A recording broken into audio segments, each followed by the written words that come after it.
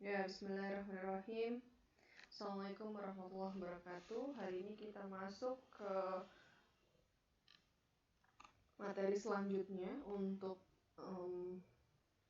mata kuliah pengantar bisnis. Untuk tema hari ini adalah bagaimana seorang pengusaha itu bisa memproduksi barang dan jasa. Nah, sebelumnya kita pahami dulu sebenarnya produksi itu apa. Produksi ini seringkali disebut sebagai operasi. Jadi produksi dan operasi ini adalah dua istilah yang sama, dua istilah yang biasanya digunakan ketika suatu perusahaan itu akan menghasilkan produknya. Jadi kalau bilang manajemen operasi itu berarti bukan bagaimana cara kita untuk memperbaiki organ-organ manusia gitu. Tapi operasi di sini ini konteksnya adalah bagaimana suatu perusahaan itu dapat memproduksi atau menghasilkan suatu barang dan jasa. Oleh karena itu biasanya istilah produksi ini selalu dikaitkan dengan perusahaan manufaktur. Perusahaan manufaktur ini adalah sebuah perusahaan yang ia menciptakan barang mulai dari hulu hingga ke hilir. Jadi mengubah bahan baku yang sifatnya masih mentah menjadi barang jadi. Itu disebut sebagai perusahaan manufaktur. Nah, sekarang kita menggunakan kata operasi ini untuk menggambarkan proses produksi barang dan jasa seperti apa yang sudah saya jelaskan tadi ya. Nah, di sini dalam membicarakan konteks operasi, operasi ini ada dua. Ada operasi jasa dan ada namanya operasi barang. Kalau operasi jasa berarti ini adalah suatu proses untuk memproduksi jasa, baik itu yang sifatnya berwujud maupun yang tidak berwujud. Jadi misalnya kayak jasa transportasi gitu kan, berarti kan kita sebagai perusahaan harus menyediakan fasilitas busnya gitu kan, atau pesawatnya atau kereta apinya, itu disebut sebagai jasa. Intinya adalah jasa itu sebagai sesuatu yang bisa kita nikmati tapi tidak bisa kita bawa pulang gitu. Jadi kita bisa menikmatinya hanya pada momen itu saja, tidak bisa lebih.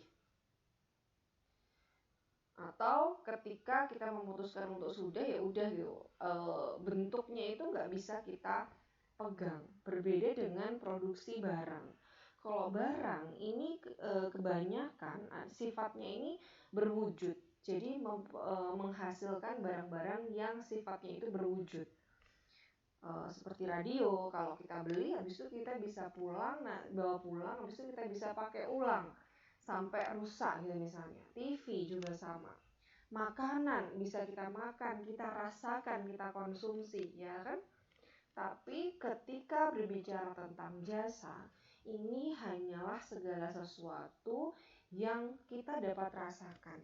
Ini nyaman, ini menyenangkan gitu. Misalnya kita ke bioskop, itu bisnis apa? Bisnis jasa.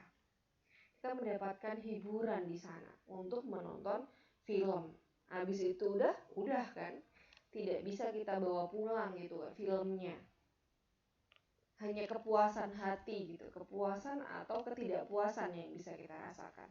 Tapi kalau barang ini ada wujudnya, bisa kita nilai baik dan buruknya, kalau enggak kita komplain, bisa ditukar. Tapi kalau jasa tidak bisa kita tukar. Itulah yang dimaksud dengan operasi jasa dan operasi barang. Nah, ini adalah contoh pabrik Toyota. Jadi ini bisnisnya ditumbuh di India ya. Di beberapa tempat di Indonesia juga ada. Nah, ini berarti di dalam gambar ini dijelaskan tentang bagaimana Toyota ini berproses untuk membuat mobil-mobilnya. Jadi ada pabriknya. Karena kalau untuk proses produksi ini memang membutuhkan sebuah space atau tempat, apalagi yang produksi barang. Jadi ketika mau memproduksi barang, maka tempatnya, alatnya, dan lain sebagainya itu harus siap. Kalau dilihat di sini alatnya luar biasa ya gitu, bahkan kita kalau dipikir apa gitu itu nggak tahu, kita nggak bisa menyebutkan. Mungkin kalau anak-anak teknik bisa, tapi beginilah proses produksi. Nah, di dalam ilmu manajemen, seperti yang kita ketahui, manajemen itu dibagi menjadi 4 gampangannya, yang sederhananya.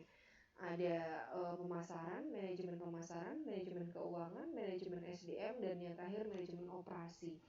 Jadi manajemen operasi ini bermaksud atau dimaksudkan untuk bagaimana mengelola suatu barang itu agar hasilnya baik gitu kan, terus mengurangi kegagalan dalam proses produksi sehingga kualitasnya semuanya baik. Nah, itulah yang dimaksud dengan manajemen operasi atau manajemen produksi. Dan ini menjadi satu hal yang sangat penting karena di dalam proses produksi ini kalau banyak kegagalan maka akan terjadi pemborosan ya kan, atau tidak efisien. Maka harus di-manage, harus dikelola agar kegagalan di dalam proses produksi ini dapat diminimalkan.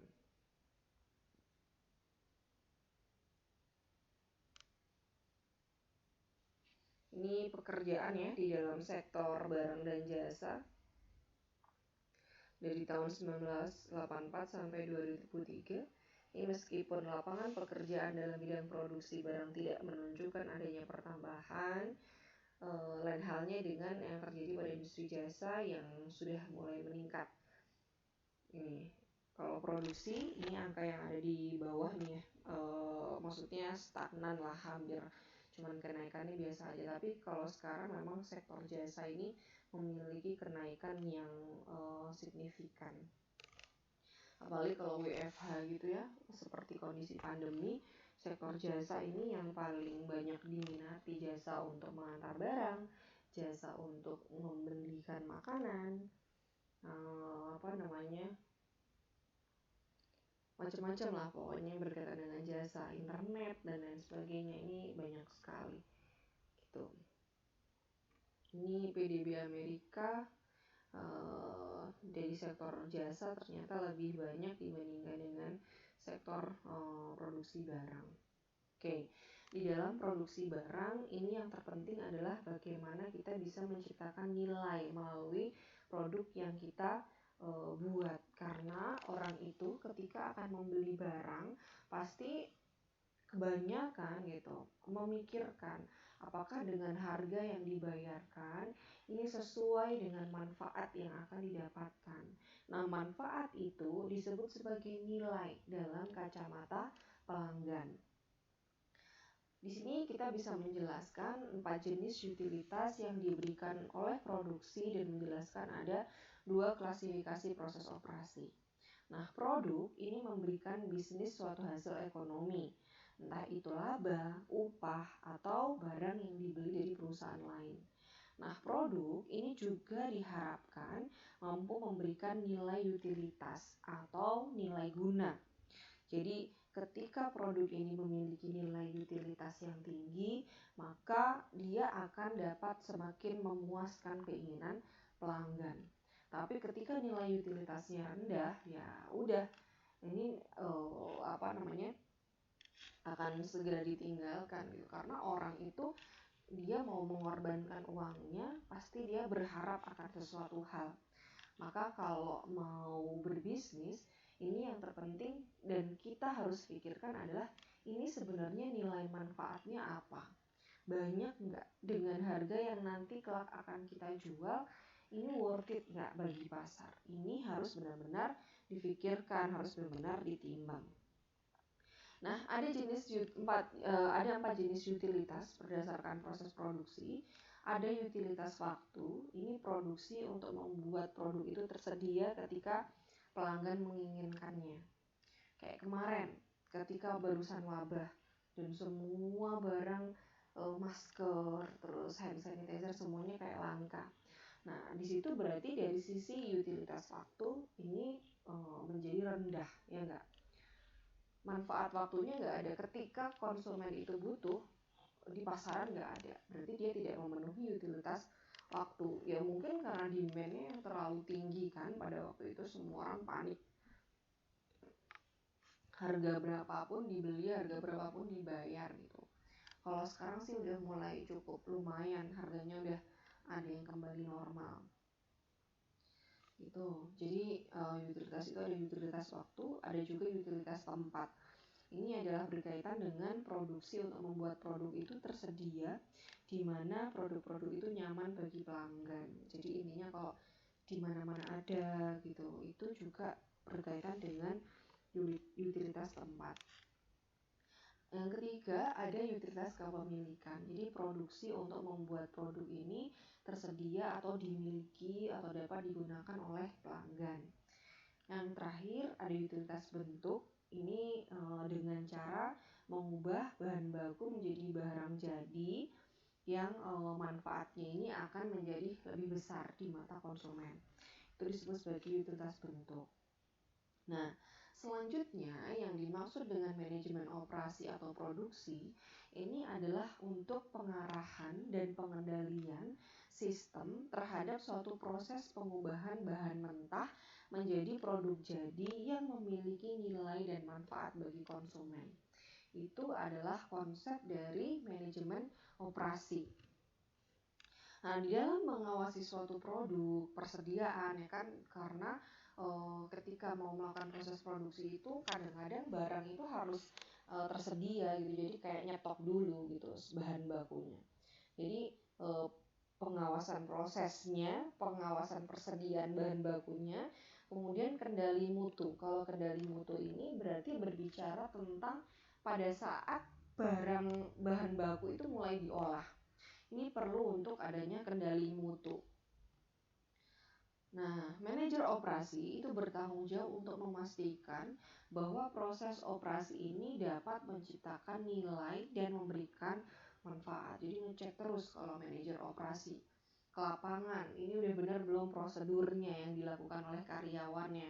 Gimana? Defect produk itu artinya produk yang gagal, banyak apa enggak. Kalau defect produknya banyak berarti SOP-nya atau apanya harus dirubah biar karyawan itu lebih teliti dalam bekerja. Ini bagian dari manajemen operasi.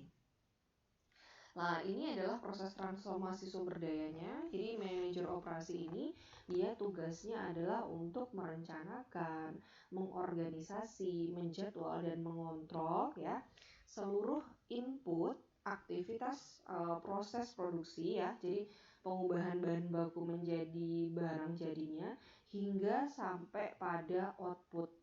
Ini adalah tugas dari manajer operasi. Dari input, manajer operasi harus memastikan bahwa SDM yang siap untuk mengolah bahan baku itu bagus. Sumber dayanya tersedia gitu ya. Materialnya ada. Mereka memiliki informasi yang cukup tentang berapa jumlah barang yang nanti akan dibutuhkan oleh pelanggan.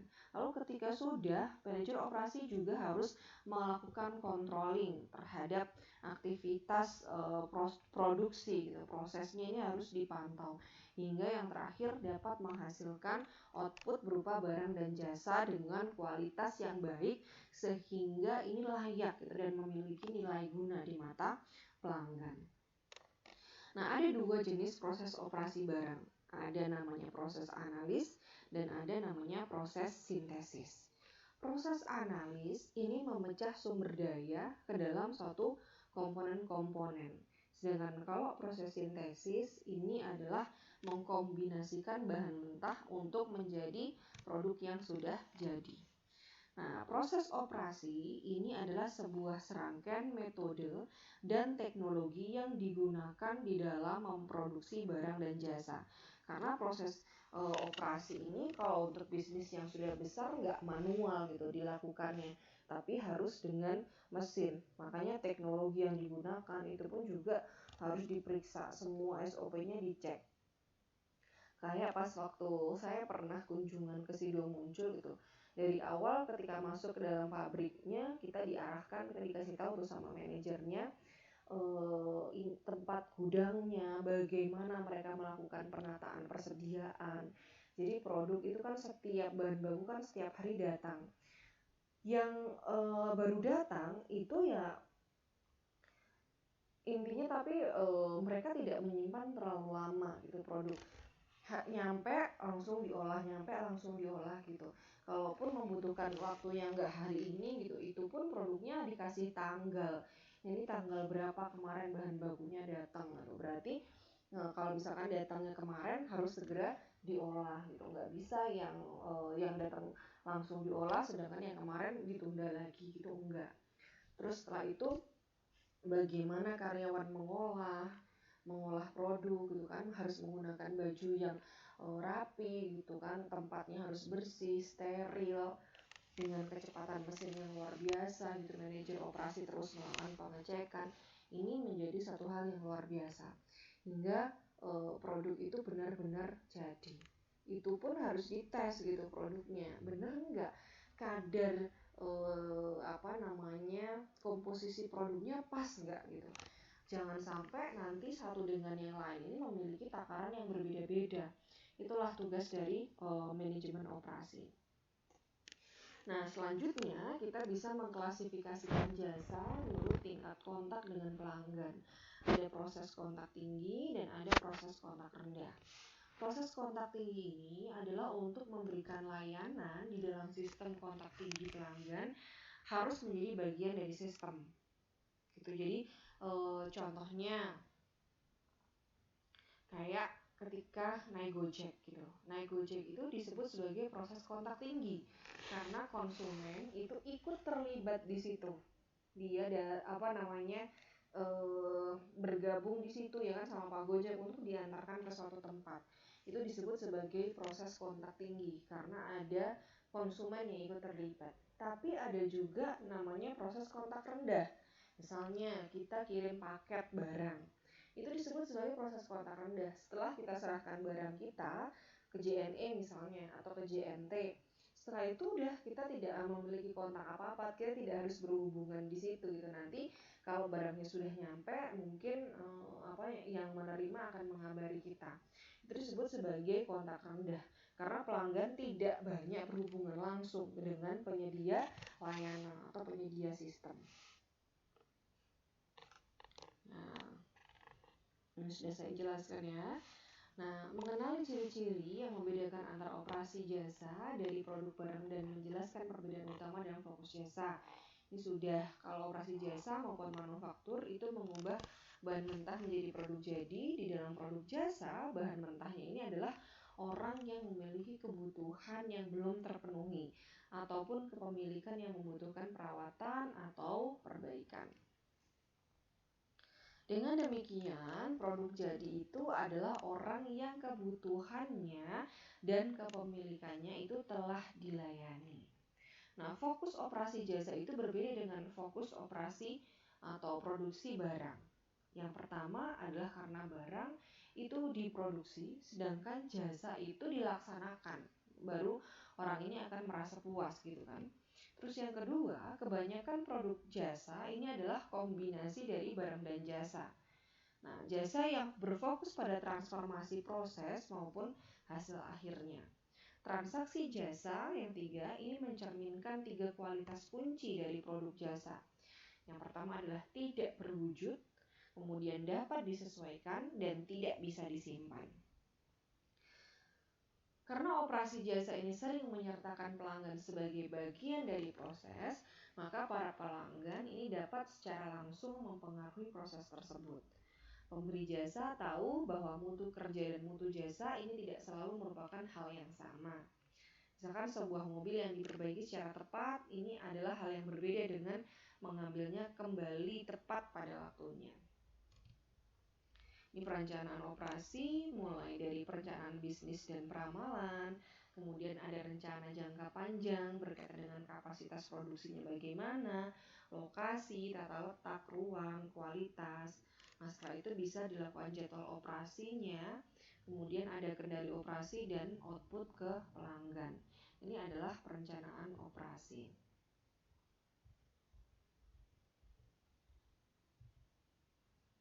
Nah, di dalam proses operasi, tata ruang proses ini menjadi suatu hal yang penting. Jadi, mulai dari input masuk hingga ke pelanggan ini harus pas gitu, nggak boleh istilahnya alurnya itu berantakan. Jadi ini kayak bahan mentah gitu kan, masuk kemana, misalnya produk X masuk ke area pemotongan, terus area pemolesan, pengecetan, pengemasan, area pengiriman, baru ke pelanggan gitu. Ini semuanya sudah dibentuk secara alur yang baik. Coba kalau misalkan ini area pemotongan di sini, kemudian area pemolesan di sini, kemudian area pengiriman balik lagi ke sini, itu kan menjadi tidak efisien. Maka kalau misalkan teman-teman masuk ke bank, sebenarnya mereka itu sudah menerapkan sebuah tata ruang proses. Jadi kayak kalau kita masuk ke pintu, nanti disambut oleh satpam ya kan, untuk proses teller nanti langsung lurus ke depan gitu misalnya. Untuk proses CS nanti berbeda tempatnya sendiri. Coba kalau misalkan nggak ditata seperti itu, tentu ini akan kesulitan.